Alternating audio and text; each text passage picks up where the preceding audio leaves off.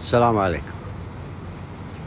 ما شاء الله من قريب ما رأيت ولله في خلقه شؤون تبارك الله.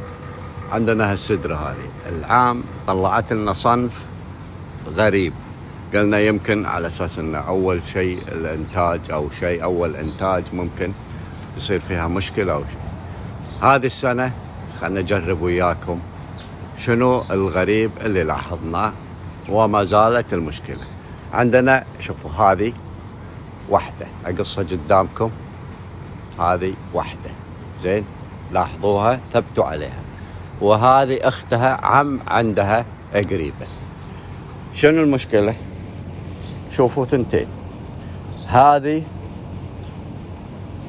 ما فيها بذر اللي شكلها كذي، هذه فيها بذور نشوفها قدامكم. طبعا لحد الآن ما استوت، لكن هذا الشيء الغريب.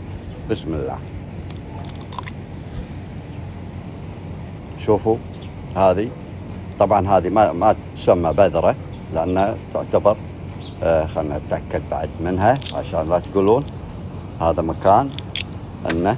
شوفوا هذه البذرة ما فيها، يعني هذه تعتبر بناتي، يعني هذه لا تذكر، البذرة هذه لا تذكر. نجي عند الثانية اللي هي هذه، هم راح ناكلها ونشوف. شفتوها؟ وشوفوا داخل، سبحان الخالق.